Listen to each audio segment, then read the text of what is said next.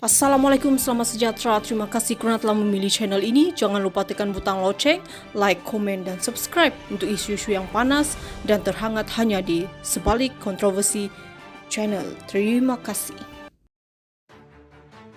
Putrajaya, bekas Gubernur Bank Negara Malaysia Tan Sri Zati Akhtar Aziz berkata beliau mengetahui mengenai kerugian urus niaga mata wang asing atau forex bank pusat itu pada mesyuarat dengan para pegawai kanan bank di London. Zati 70 berkata Gubernur BNM ketika itu almarhum Tan Sri Zafar Husin diberitahu semasa mesyuarat itu mengenai pendedahan meluas terhadap BNM hasil daripada transaksi tukaran asing. Beliau hadir pada mesyuarat di London Apartment, London pada 1992 di mana Jaafar menginap dan penolong Gubernur ketika itu, Datu Abdul Murad Khalid memberitahu Jaafar mengenainya.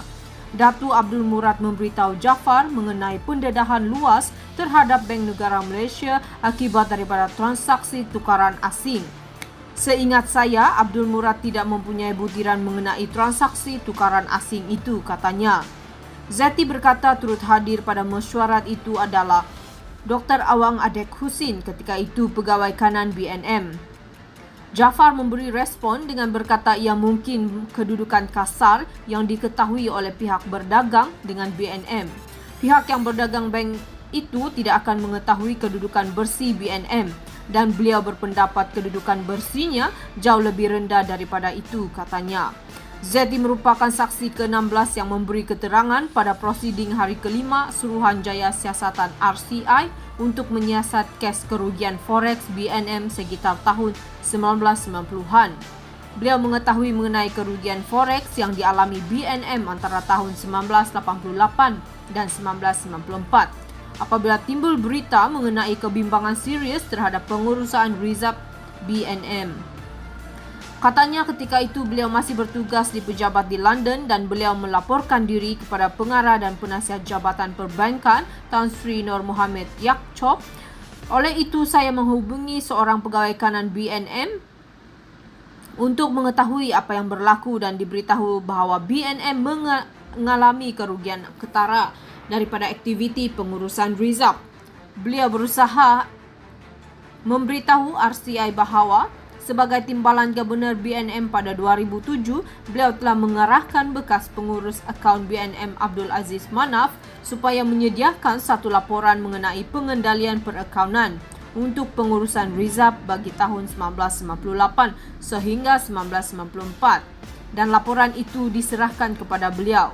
Zati berkata, beliau memberikan arahan itu kepada Abdul Aziz atas sebab ketika itu BNM sedang menyediakan draft akta baharu untuk menggantikan Akta Bank Negara Malaysia 1958 dan persediaan bagi akta baru yang bermula pada 2007 ialah dengan memberikan penjelasan mengenai mandat pengurusan Rizab termasuk pengendalian perakaunan.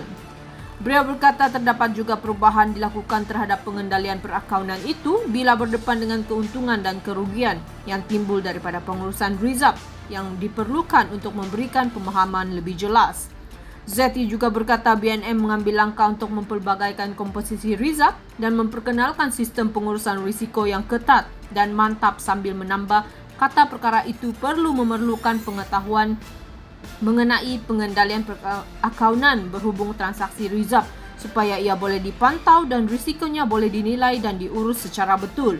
Semasa membaca kenyataannya, Zati berkata berdasarkan maklumat dalam laporan Accounting Treatment 1988 hingga 1984 bertarikh 18 April 2007 jumlah kerugian ialah RM32 juta ringgit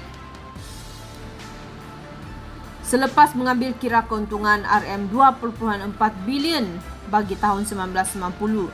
Zati berkata Zafar mengambil tanggungjawab ke atas kerugian forex itu dengan cara terhormat dan meletakkan jawatan.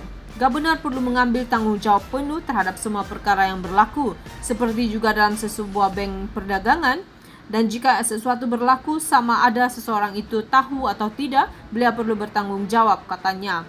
Zati berkata peranan kedua-dua lembaga pengarah dan pengurus SAN juga amat penting dalam institusi perbankan dan kewangan. Sekian berita dari Di Sebalik Kontroversi. Jumpa di isu seterusnya.